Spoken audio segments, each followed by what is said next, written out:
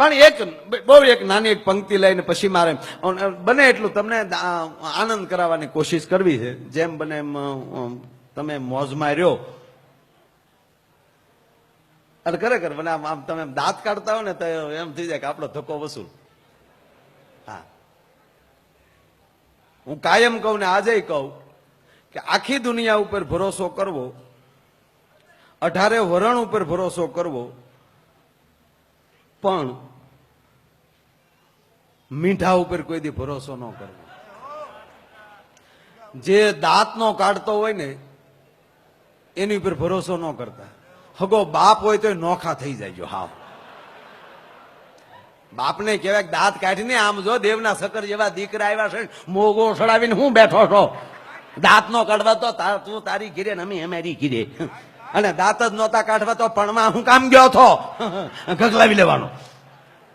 મોજમાં હોવું જોઈએ માણસ. દાંત ન કાઢતો હોય એને મિત્ર ન બનાવો, ભાગીદાર તો નહીં જ, અને વેવાય તો નહીં જ.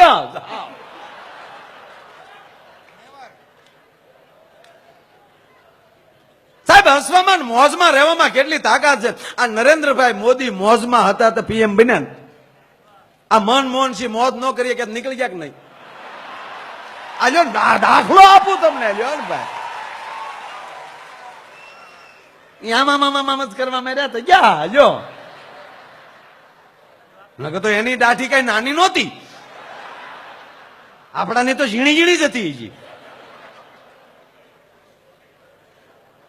અને એક વાત નક્કી છે, જયારે જયારે કઈ પરિસ્થિતિ ખરાબ બનવાની હોય ને ત્યારે કોઈક ગુજરાતમાંથી જ જાગ્યો છે. ગરવી ગુજરાત, ગરવી ગુજરાત. 100% ભારત વર્ષના આપણે એ ગૌરવ લઈ શકીએ.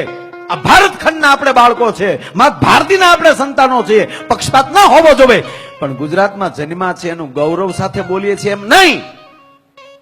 કોઈ પણ સ્ત્રી હોય એ કોકની દીકરી હોઈ શકે, કોકની બેન હોઈ શકે, કોઈની પત્ની હોઈ શકે, પણ માં ક્યારે હોય કે જયારે બાળકને જન્મ આપે ને પછી જ માં બની શકે છે, ત્યારે જ શબ્દ માં વપરાય છે.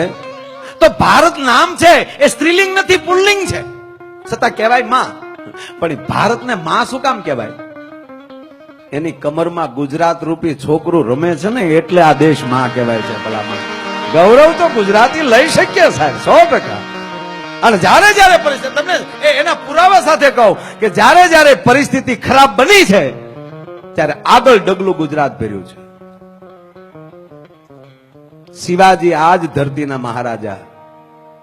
અને સાહેબ, જયારે ખજાનો ખાલી થઈ ગયો ને મોગલો સામે લડવામાં, ત્યારે મારી ગરવી ગુજરાતે સુરતે કીધું હતું કે મહારાજ આ બાજુ આવો, અમે સામે આલીને નહીં આપી શકીએ, પણ તમે અમે એવું કહેશું કે તો હમણાં લઈ ગયા, પણ વયાવો સુરતમાં અમારી પાસે સંપત્તિ ઘણી પડી છે. પહેલો વેલો ખજાનો કોઈ ભર્યો હોય સાહેબ તો સુરતના વેપારીઓએ ભર્યો છે. ભલા માણસ. ત્રીજી વાત, અંગ્રેજોનો જયારે એમ કે ભાઈ કે ઉપાડો વધી ગયો અને આ દેશમાં જયારે અંગ્રેજોને હાકી કાઢવાની વાત જયારે આવી, ત્યારે પહેલી વહેલી લાકડી લોહીને કોઈ ઉભો છો હોય તો પોરબંદરનો વાણિયો ભલામણા મહાત્મા ગાંધી ઉભો થયો છે. સાહેબ, ઈ જ આપણો સરદાર પટેલ એમ કે ભાઈ ગુજરાતમાં લઈ ઉભો થયો છે. લોખંડી પુરુષ સરદાર વલ્લભભાઈ પટેલ ને મહાત્મા ગાંધી. અને ઈ બે જયારે એમ કે ભાઈ કે આખા ભારત વર્ષમાં આટા મારતા હતા સુનિલભાઈ, ત્યારે ભારત વર્ષના એક પણ રજવાડું આગળ નહોતું હાલ્યું. તેથી ગુજરાતનો 18 પાદરનો ધણી ભાવનગરના કૃષ્ણકુમાર સિંહજીએ કીધું હતું કે આલ્યો 1800 પાદર હું પેલા આપું છું જો આ દેશને આઝાદી મળતી હોય તો. ભલા માના, જયારે પરિસ્થિતિ એવી બની છે ત્યારે કોઈ ગુજરાતી જાગ્યો. અરે છોડો, ઉદ્યોગો ભાંગી પડ્યા ત્યારે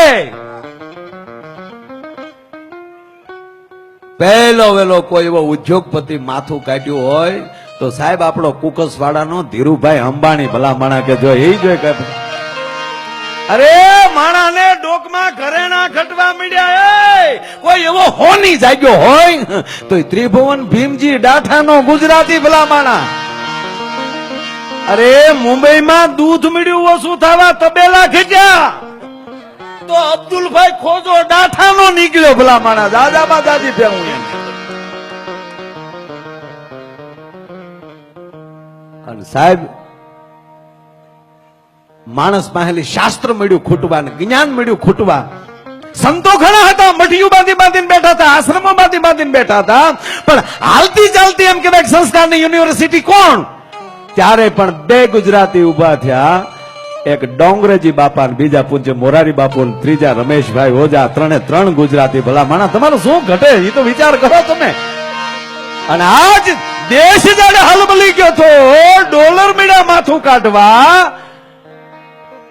અને વડાપ્રધાનના મોઢા મીડા હિવાવા, ત્યારે એમ કહેવાય કે આજે 2014 માં જો કોઈ એમ કહેવાય કે ઝાડા ફાડો માણા, હાવજ જેવો માણા દિલ્હીને મળ્યો હોય તો એ નરેન્દ્ર મોદી ગુજરાતી. સાહેબ આમાં હું ઘટે એ તો મને કયો યાર. સારે જહાં પે અચ્છા હિન્દુસ્તાન હમારા તો 100%. પણ ગુજરાત તો બાળક છે સાહેબ, છોકરો છે, અને ઈ છોકરો પરણે ને એની પુત્ર વધુ આવે અને એના સંતાનો કાંઈક એમ કે કેમ ઝાડા બળિયા થઈ શકે. ગુજરાતી હમણાં એક આપણો ગુજરાતી